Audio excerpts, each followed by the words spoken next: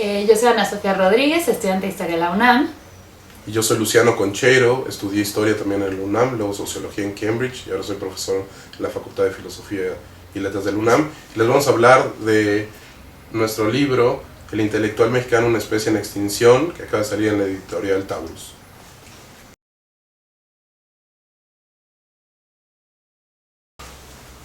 El argumento central de nuestro libro es que el intelectual público está en extinción. Para nosotros hay 4 causas que explican la desaparición de estos personajes dentro de la esfera pública. La primera de ellas es que el modelo hegemónico de la democracia liberal se instauró y por lo tanto toda idea de gran disenso fue eliminada y se cree que los problemas sociales son elementos técnicos que se tienen que resolver de manera muy precisa y por lo tanto estos seres como los intelectuales que pensaban grandes proyectos políticos y utópicos han desaparecido. La segunda explicación es el gran poder que los medios de comunicación masiva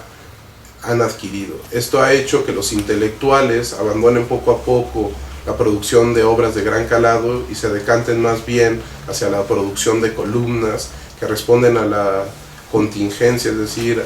al día a día y a la nota que importa comentar en el problema específico que está sucediendo en la sociedad y no buscar aquellas explicaciones más profundas. La siguiente explicación sería que, y está relacionada con la primera, poco a poco fueron cobrando los intelectuales el rol de figuras producto de la mercadotecnia, es decir, las ideas se incorporaron al mercado y eso hizo que se buscaran ideas que se vendan rápido, que no fueran críticas y eso ha hecho que se neutralicen los intelectuales poco a poco. Y la última es la academia. Creemos que el crecimiento de la academia ha hecho que aquellos seres que por un lado producían ideas y al mismo tiempo incidían en la esfera pública cada vez sean menores porque los intelectuales, los académicos, como bien sabemos, pueden vivir de lo que producen y no necesariamente involucrarse en la esfera pública.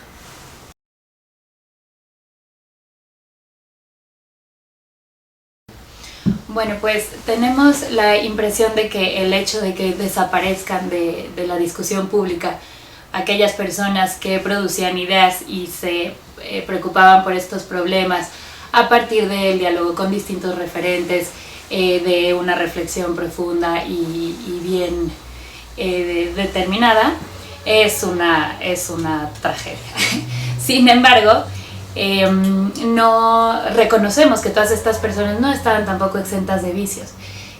Procedían con autoridad vertical, su poder estaba centralizado y bueno, reproducían ciertas marginalizaciones propias del mundo cultural en el que vivían.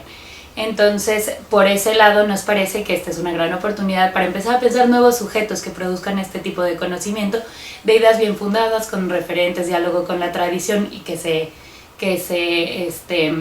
quieran involucrar en la esfera pública, pero pensando de manera horizontal, con producciones rizomáticas, plurales, que sean sujetos plurales, que estén dispuestos a crear identidades colectivas y móviles. Entonces, en ese sentido, creemos que esta es una gran posibilidad.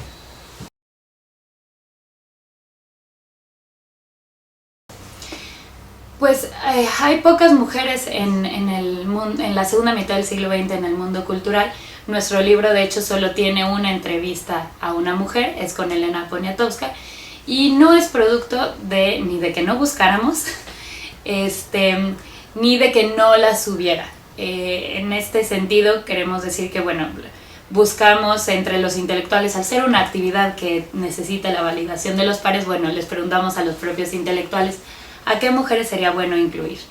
Y ellos mismos nos decían, bueno, no hay tantas, sugerían algunas que si bien hoy quizás podríamos considerarlas como intelectuales públicas, en ese momento eran más bien académicas o se dedicaban a otras cosas, ¿no? Y Luciano y yo tomamos conscientemente la decisión de no incluir a mujeres solo por cumplir con una cuota, porque nos interesaba resaltar la marginalización de la cual fueron víctimas en ese momento. Y pues nos parece que la explicación está en 2 causas. La primera es estos intelectuales reproducían estas marginalizaciones. No solo lo vemos con las mujeres, lo vemos también con la poca presencia de gente que produjera conocimiento desde otros lados de la República. Todos nuestros entrevistados hicieron su vida intelectual desde la ciudad, y entonces en ese sentido no son los únicos actores marginados. Y por otro lado, nos parece que hay una buena parte de la explicación en las prácticas de estos intelectuales, los lugares en donde se reunían, las formas de conversar, los hábitos para hacerlo, pues solían ser de noche, alcohol involucrado, ¿no? Cosas que hacían difícil la participación de las mujeres, aun si las hubiera habido y si ellos hubieran estado dispuestos a dejarlas entrar.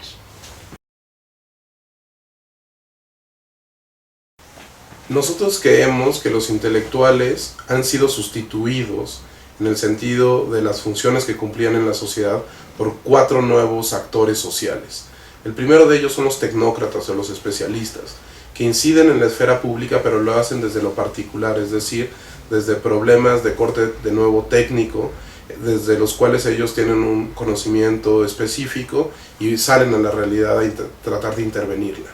Se diferencian de los intelectuales en el sentido que los intelectuales eran generalistas, a la manera de Sartre, por ejemplo, que opinaban de distintos temas fuera de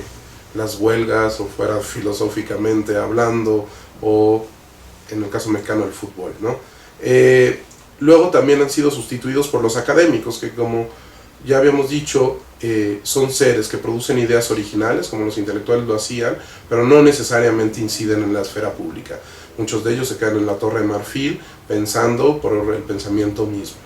Luego también han sido sustituidos de manera muy clara por los activistas, es decir, seres que inciden también en la realidad, pero no necesariamente producen ideas propias, sino que toman las ideas producidas por algún otro sujeto y ellos los ponen en marcha. Y luego, por último, han sido sustituidos por los columnistas y periodistas, que son seres que también inciden en la esfera pública, pero su producción intelectual es más bien relacionada con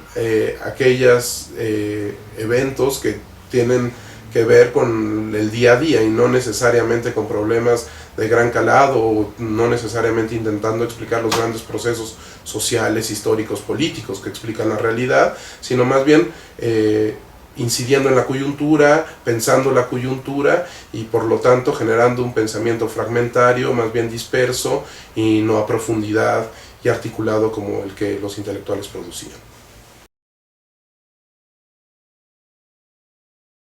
Efectivamente, nosotros creemos que es trágica la desaparición de los intelectuales, porque lo que ha sucedido es que su función no ha terminado por ser ocupada por nadie, es decir, nadie ya incide como ellos lo hacían en la esfera pública desde la producción de ideas, desde las ideas articuladas, generales, de gran profundidad. Pero al mismo tiempo creemos que estaban llenos de vicios, es decir, tenían una autoridad vertical, eran machistas, eran muchos de ellos megalómanos, tenían un poder centralizado, eran legisladores, como Bauman los llamó, en el sentido de que imponían su ley y su propia interpretación de la realidad, y no necesariamente estaban en diálogo con otros actores. Entonces nosotros creemos que lo que tenemos que hacer es retomar esa función que es necesaria, la de la intervención desde las ideas en la esfera pública, y al mismo tiempo dejar de lado los vicios que tenían. Y para ello proponemos una utópica solución, que es la conformación de intelectualidades colectivas. Las intelectualidades colectivas harían lo que los intelectuales hacen, es decir, pensar e incidir en la esfera pública, pero funcionarían de manera radicalmente distinta. En primer lugar, serían colectivas y no individuos los que emprenderían esta función, estarían conformadas por una multiplicidad de individuos, serían más que una masa, una multitud en el sentido de Hart y Negri, es decir,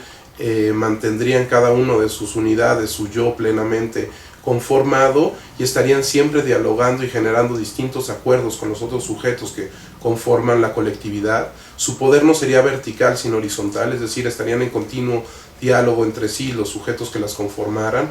Además, seguirían el principio de la igualdad de las inteligencias propuesto por Rancière, que es que todos tienen la misma capacidad y que las diferencias o supuestas diferencias intelectuales son más bien construcciones que buscan diferenciar a los distintos sujetos, pero que en realidad todos pensamos igual y pensamos de la misma manera y somos igualmente inteligentes. Entonces esto permitiría un diálogo genuinamente horizontal. Además serían pluralistas, es decir, no creerían que existe una verdad única, sino una serie de verdades, siempre en contradicción, siempre en confrontación, y por lo tanto estarían siempre mutando, porque estarían siempre ejerciendo la crítica, pero también la autocrítica. En este sentido serían como distintas gelatinas o distintas células todo el tiempo, cambiando de lugar entre sí. Y bueno, una cosa central es que estarían o habitarían en la red, que sería aquella que les permitiría conformar estos acuerdos siempre cambiantes, siempre múltiples, y sus producciones también se acercarían más que a la del libro tradicional, a la del palimpsesto, es decir, textos que se escriben sobre otros textos que estaban previamente y siempre están en continua edición y nunca tienen un punto final en el cual se sutura el sentido, sino que están todo el tiempo buscando seguir pensando y seguir proponiendo nuevas ideas.